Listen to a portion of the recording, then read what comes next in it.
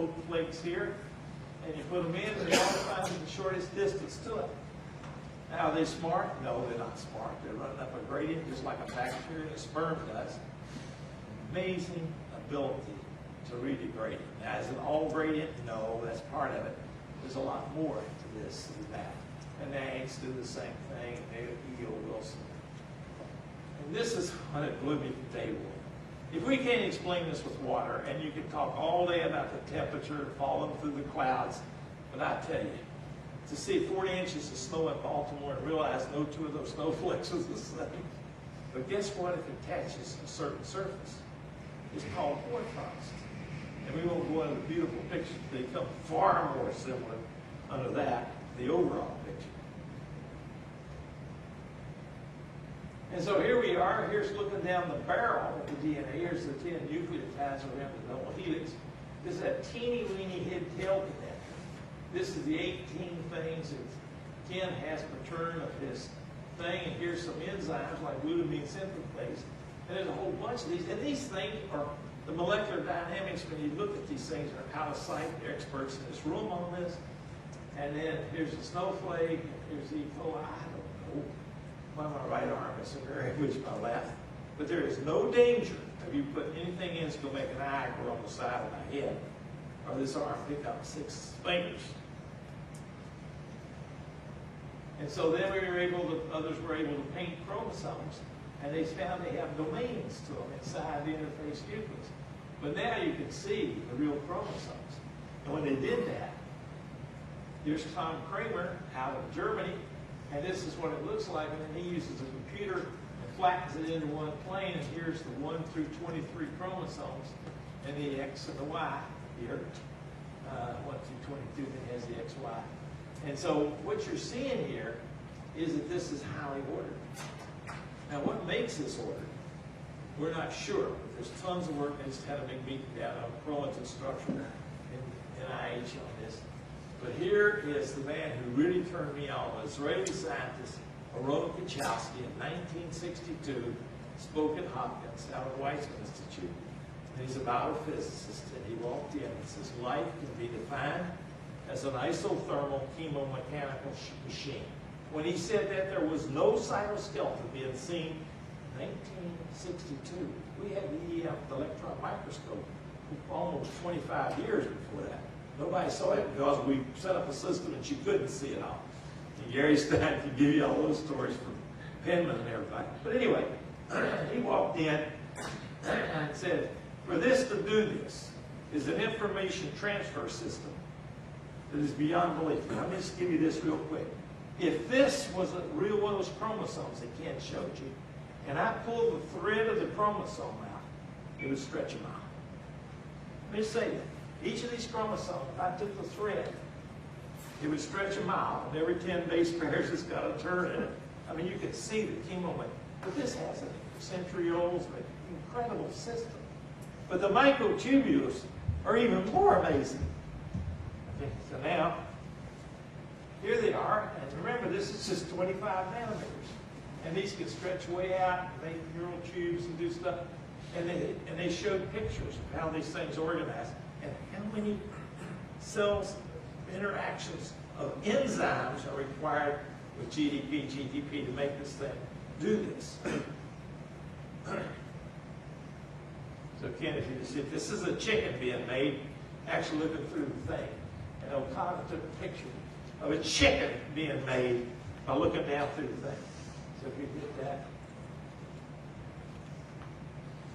Told you not to screw with it. He said, don't let anybody say that. Then you did. You turned it on. He said, just leave it. I'm sorry, I'm yelling at it because the man who made this for me said, just put it on and don't do anything to hit this.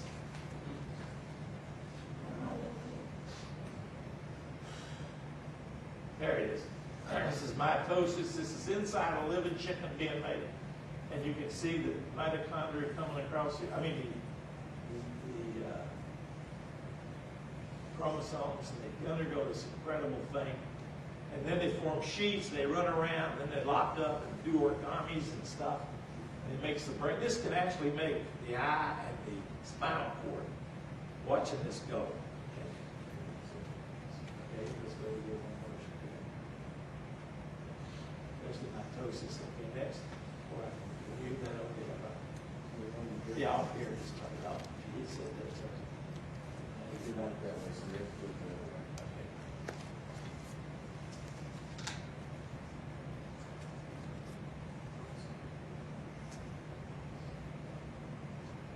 Right here.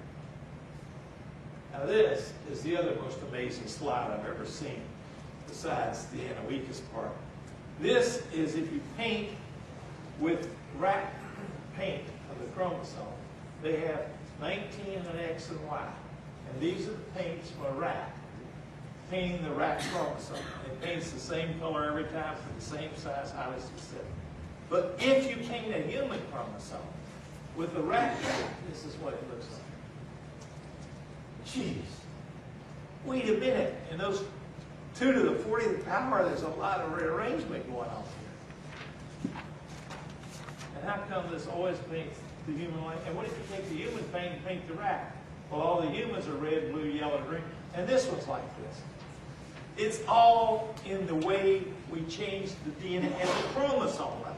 Forget these mutations. They're important, but they're not even close to what the problem is. And so in this, when you put these people together, every time you make a sperm, you rearrange the DNA.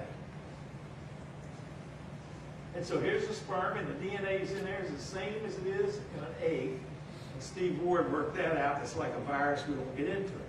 You ready?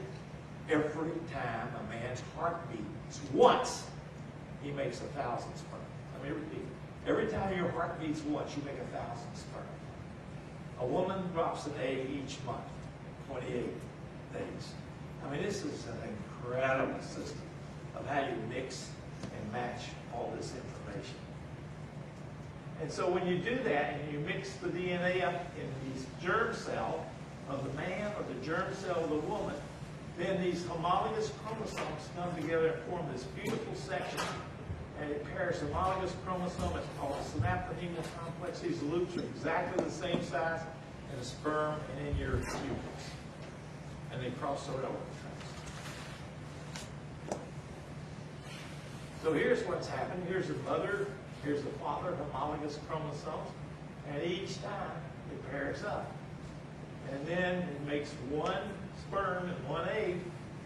And I'm telling you, to make 1,000 of these every heartbeat in a male, and then mix them up, when you sperm, you have the most amazing complexity of DNA in a male ejaculate and in the female. Because she's getting the crossing over and all this too. So here's the other part, and I'm going to give you another word. Like we did the Anawekas, but the other word is even more important. Here is what happens in a normal diploid. This is what happens in catchment. This was seen at day 1 by Boveri, who says it's all in the chromosomes. And Avery Sandberg says it's all in the chromosomes. And everybody said, no, it's not. And they went after all these mutations. It is in the chromosomes big time. So let me show you what I want to bring up. This is the kinds of cancers we can cure, the 922 translocation. This is what you see in highly metastatic tumors.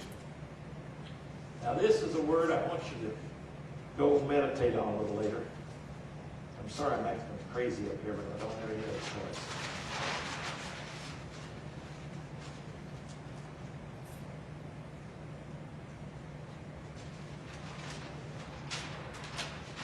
We just talked about Anawekas. But this is the word, apomixis. And what is apomixis? That is when you don't have any sex. That when you develop a species without sex, you don't have meiosis. And that's what cancer is. Cancer is what? Who was a great guy, the physicist, anyway, says, talks about quasi-evolution. Quasi-evolution is when springing out of you is a whole new species. This is a guy did in water. Who?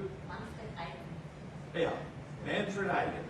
He went through a great story about quasi-evolution and how you spin out, and there are people here who are experts in this that have written papers on this. And we got to forget the way we look at this from a natural thing. Because what does this? Dandelions do this.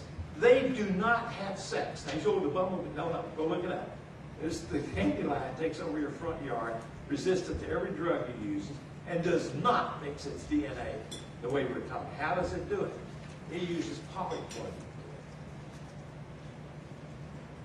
And so you have to look this up. There's great genetics papers written on it. But it's in the flanking. We don't look at that. So now we want to look at this a minute.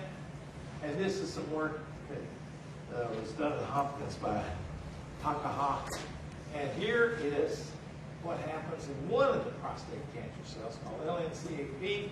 It has 4 balanced rearrays, no unbalanced. Came out of lymph node.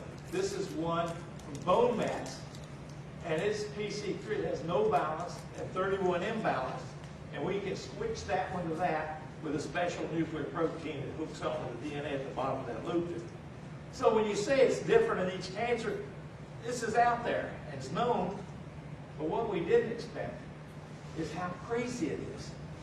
I mean, look, this one has 1 chromosome. I don't know, this one has a whole bunch of them. And just look across. It is shuffling the daisy. How does this thing live? Well, this is the part that really blew us away. This was way back in 1996. Okay?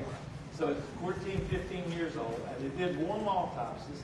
And Ken knows about a lot of this, and he's done a lot of this, and he's the master of this. So here they took and rented out, and they looked from a human metastatic lesion. Okay? Now, don't get normal cells in here. Don't do any tissue culture. Nothing. Let's just look at it. And this is the P and 8Q. That means short arm of P. This means long arm of 8Q. And these are the other arms. And look at this. 8P. 80% of them lose big pieces of the 8P. And 8Q, 85% gain it. And it's not that this went to here. This is different DNAs. I have no idea how that works. Now, there's some nice science, and Ken's led a big team to look at these sort of things in cancer. But this is a well-known mess. And so we went to see Mary Claire King. That's exactly what happens in breast cancer.